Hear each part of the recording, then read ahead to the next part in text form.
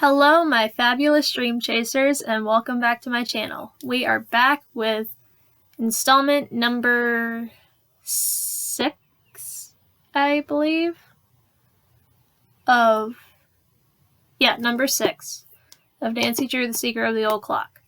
If you hear noises in the background, that is my boyfriend. I'm on video call with him.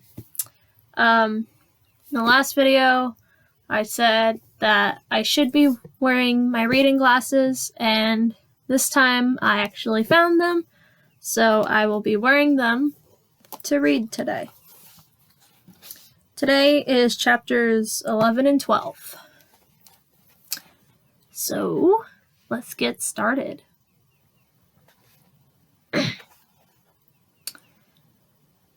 An unexpected adventure.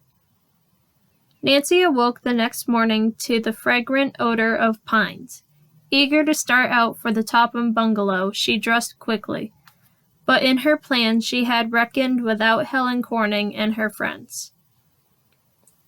From the moment breakfast was over, Nancy was swept into another whirlwind of activity by the campers of Avondale. The entire day passed without a chance for her to break away.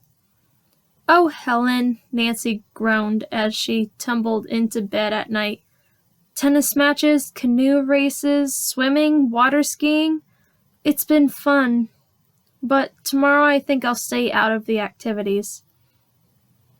Helen laughed gaily. "You'll change your mind after a sound sleep, Nancy. Wait and see." For answer, Nancy murmured a sleepy good night. But even as she slipped into slumber, she vowed that in the morning she would not be deterred.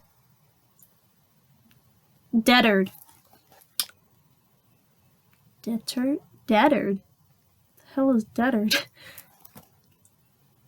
Either that or it's deterred. I don't know. Like, she would not be, pulled away from being able to go see what she needs to do. She would not be pulled away again from visiting the Topham summer place. After breakfast the next day, Nancy stood firm in her resolve. When Helen urged her to accompany the girls on an all-day hike, Nancy shook her head. "Thanks a lot, but please excuse me today, Helen." Normally, Nancy would have loved going on such a hike, but she had to achieve her plan of sleuthing. Helen, though disappointed, heeded her friend's plea and trudged off with the other campers into the woods. As soon as they were out of sight, Nancy leaped into action. After obtaining Aunt Martha's permission to use the launch, she hurried down to the dock. Nancy had frequently handled motorboats and was confident she could manage this one. Now, full speed ahead for the Tophams. To her delight, the motor started immediately, and Nancy steered out into the lake. As the launch cut through the water, a cool spray blew into her face. The young sleuth felt a thrill of excitement as she guided the craft toward her destination, which might hold a solution to the mystery. "If only the Topham's caretaker will let me get there," she thought. Nancy's heart beat somewhat faster as she neared her goal, but all of a sudden there was a sputter from the engine. The next instant, to Nancy's utter dismay, the motor gave one long wheeze and died. "Oh no!" she cried aloud. Nancy knew that the tank held plenty of fuel, for she had checked this before departing. A moment later, she recalled Helen's remark about the engine becoming bulky at times. With a sigh of impatience at the unexpected delay, Nancy examined the motor. For over an hour she worked on it, trying every adjustment she could think of. But her efforts were useless. There was not a sound of response from the motor. "What miserable luck," she said aloud. "Of all days for the motor to conk out, this means I won't get to the Topham's cottage after all." For a moment, Nancy was tempted to swim ashore. To be so close to the bungalow and not be able to reach it was tantalizing. But she resisted the impulse. She could not leave the boat stranded. It would drift off and she would be responsible. I'll just have to wait for a passing boat to rescue me, Nancy decided. But fate was against her. The hours dragged by and not another craft appeared in sight. Nancy became increasingly uncomfortable as the hot sun beat down on her. Also, she was growing weak from hunger. And worst of all, Nancy thought gloomily, another whole day is being wasted. I want to get to the bottom of this mystery. To occupy her mind. Wow. Nancy concentrated once more on the motor. Determinedly, she bent over the engine.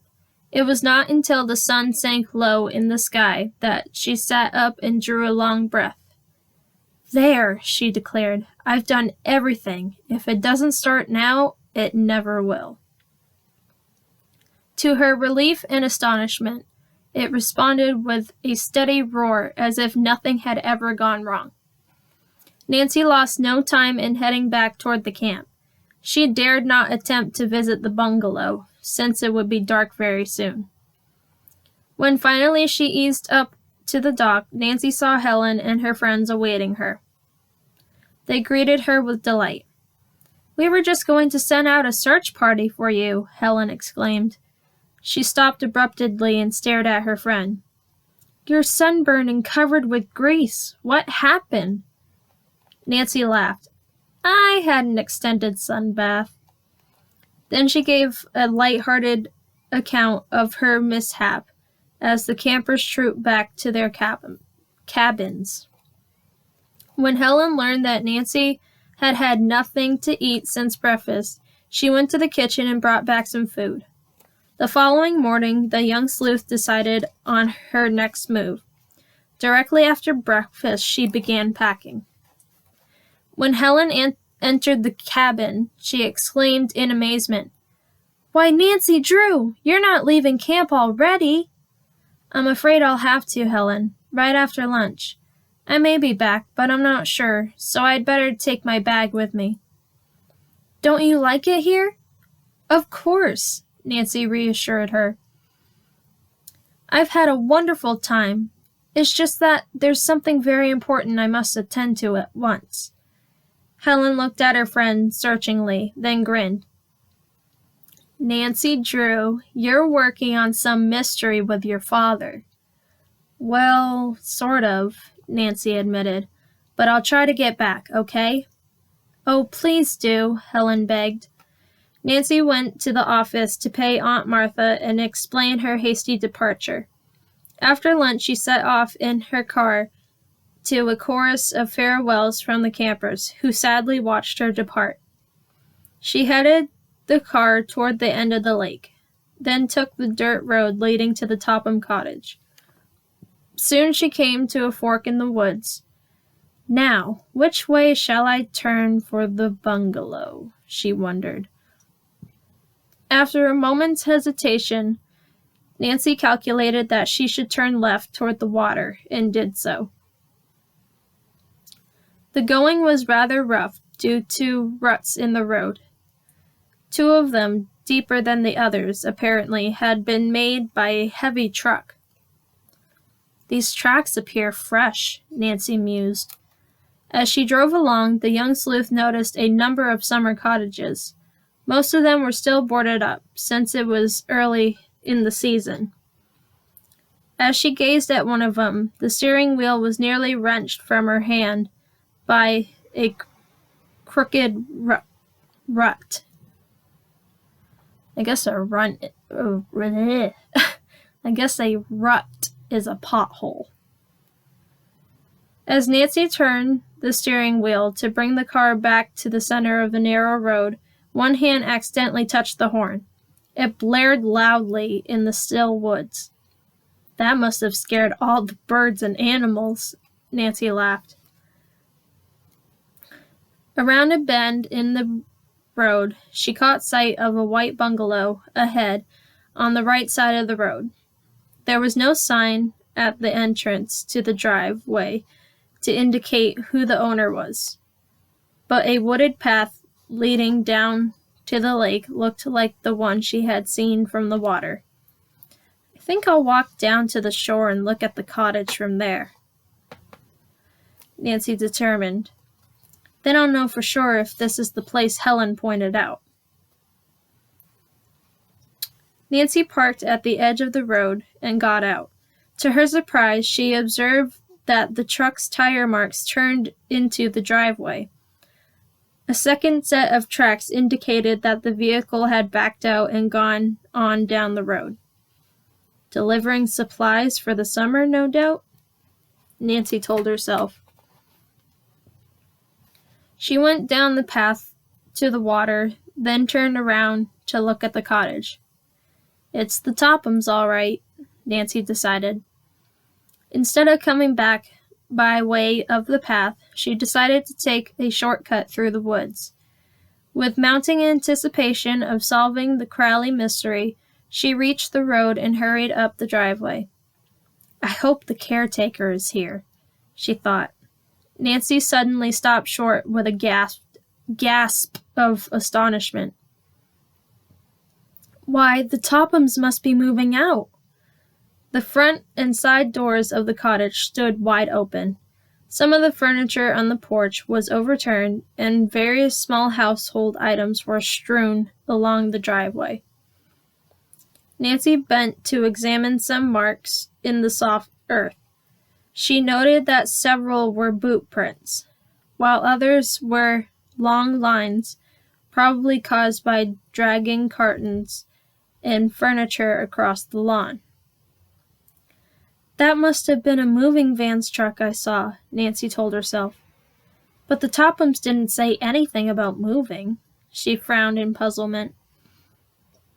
Her feeling persisted and grew strong as she walked up the steps of the cottage porch. Nancy knocked loudly on the open door. No response. Nancy knocked again. Silence. Where was Jeff Tucker, the caretaker? Why wasn't he on hand to keep an eye on the moving activities? An air of complete desertion hung over the place. There's something very strange about this, she thought. Curious and puzzled, Nancy entered the living room. Again, her eyes met a scene of disorder. Except for a few small pieces, the room was bare of furniture. Even the draperies had been pulled from their rods, and all floor coverings were gone. Most of the furnishings had been taken out, Nancy thought. I suppose the movers will be back for the other odds and ends. She made a careful tour of the first floor. All but one had been virtually emptied. I don't know why I read that as vertically. Okay. This was a small study. As Nancy entered it, she noticed that the rug lay rolled up and tied, and some of the furniture had evidently been shifted in readiness for moving. Funny, I didn't hear anything about the Tophams deciding to give up their cottage, she murmured. And I must say, those moving men were awfully careless. A vague suspicion that had been forming in the back of Nancy's mind now came into startling focus. Those men may not be movers, she burst out. They may be thieves. At once, Nancy thought of the dark gray van which had stopped at the Turners. Those men may be the same ones who robbed them. That would explain, Nancy thought fearfully, the evidences of the truck's hasty departure. Probably the thieves were scared away when I sounded my horn. Nancy glanced about uneasily. What if the men were still nearby, watching for a chance to return and pick up the remaining valuables. The realization that she was alone, some distance from the nearest house, swept over her. A tingling sensation crept up Nancy's spine. But resolutely, she shook off her nervousness. At least I must see if the Crowley clock is still here, Nancy reminded herself, and then went through the bungalow again. She found no trace of the timepiece, however. I guess the thieves took that too, Nancy concluded. I better report this robbery to the police right now. She looked about for a phone, but there was none. I'll have to drive to the nearest state police headquarters. Nancy started toward the front door. Passing a window, she glanced out, then paused in sheer fright. A man, wearing a cap pulled low over his eyes, was stalking up the driveway toward the cottage. He was not tall and slender like the caretaker. This stranger was rather short and heavy-set. This man fits the Turner's description. He must be one of the thieves who stole the silver heirlooms, Nancy thought wildly. All right. Chapter 12. A Desperate Situation. For a moment, Nancy stood frozen to the spot, positive that the man who was coming to the Topham cottage was one of the thieves. But she hesitated only an instant. Then she turned and ran back into the study. Too late, she realized that she had trapped herself, for this room had no other door. Nancy started back toward the living room, but before she had taken half a dozen steps, she knew that escape had been cut off from the direction. The man had reached the porch steps. It won't do a bit of good to talk to him, she reasoned. I'll hide, and when he leaves, I'll follow him in my car and report him to the police. Frantically, the young sleuth glanced about for a hiding place. A closet offered the only possible refuge. She scurried inside and closed the door. Nancy was not a second too soon. She had scarcely shut the door when she heard the tread of the man's heavy shoes on the floor just outside. Peeping cautiously through a tiny crack in the door, she saw the heavy-set man come into the study. His face wore a cruel expression. As he turned toward the closet where she huddled, Nancy hardly dared to breathe, lest her presence be detected. Apparently, the man noticed nothing amiss, because his eyes rested only casually on the door. Nancy's hiding place was anything but comfortable. It was dark and musty, and old clothing hung from nails on the walls. As dust assailed her nostrils, she held a handkerchief to her face. If I sneeze, he'll surely find me, she told herself. She felt around and once came close to ripping her hand on a sharp nail. Then she came upon something soft on a shelf and imagined it was a sleeping cat.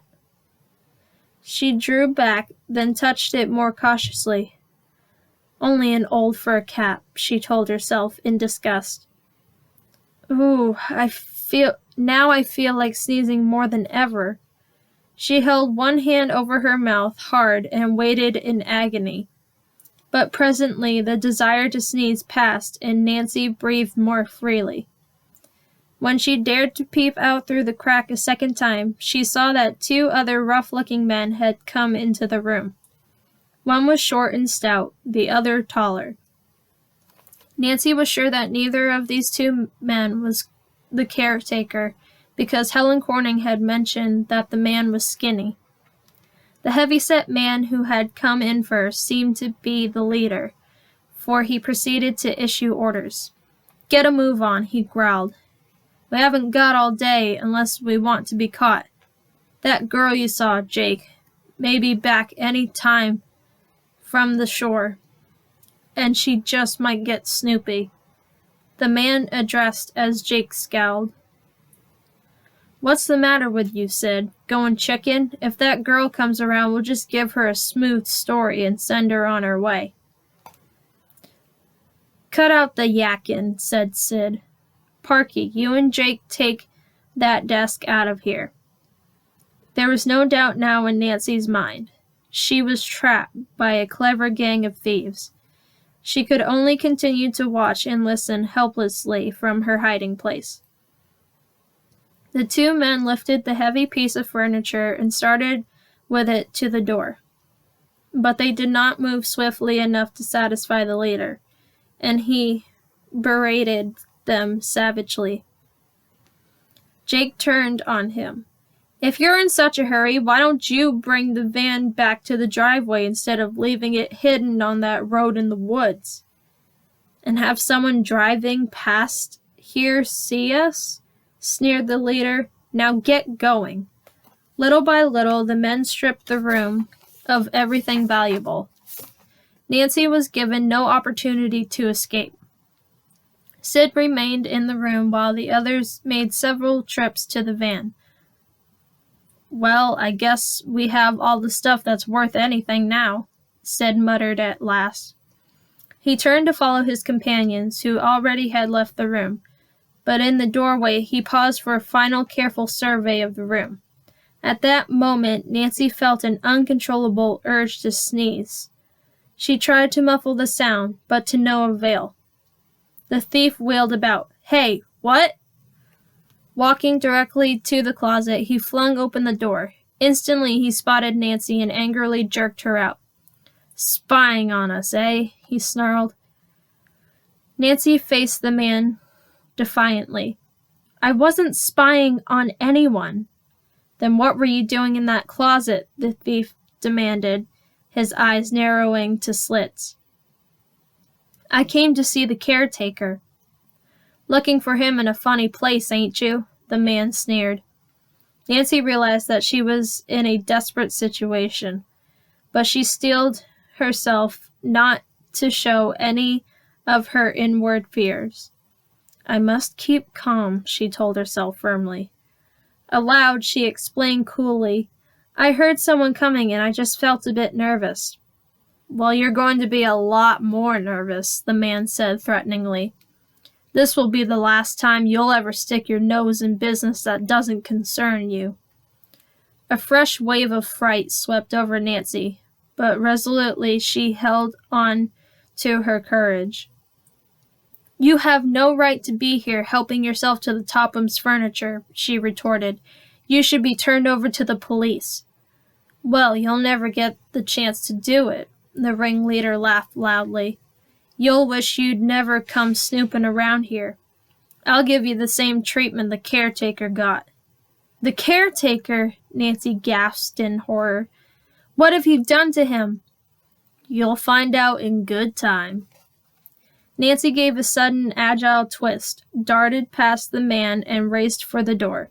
The thief gave a cry of rage and in one long leap overtook her. He caught Nancy roughly by the arm. "Think you're smart, eh?" he snarled. "Well, I'm smarter." Nancy struggled to get away. She twisted and squirmed, kicked and clawed, but she was helpless in the vise-like grip of the powerful man. "Let me go!" Nancy cried, struggling harder. "Let me go!" Sid, ignoring her pleas, half dragged her across the room. Opening the closet door, he flung her inside. Nancy heard a key turn. "Now you can spy all you want," Sid sneered. "But to make sure nobody'll let you out, I'll just take this key along." When Nancy could no longer hear the tramp of his heavy boots, she was sure Sid had left the house. For a moment, a feeling of great relief engulfed her. But the next instant, Nancy's heart gave a leap, as she heard the muffled roar of the van starting up in the distance. A horrifying realization gripped her. "They've left me here to starve," she thought frantically. And that was the end of chapter 12. That seemed like a very short chapter. Either that or I've been reading faster than last time. Let's see. No, that chapter was only 5 pages long. Wow. Okay. So, that was the end of this installment. I'm sorry that I didn't post yesterday. I was just feeling not the greatest and didn't have enough strength to read aloud for you guys. So I'm posting it today. I know this is the second time I've had to post on a Thursday, but hey, at least I'm posting. Yep, so that's it for this installment. Like, comment, subscribe, share, and suggest things I should do in future videos or that you would like to see me do in future videos. Okay? And I will see you in the next one. Love you, Dream Chasers.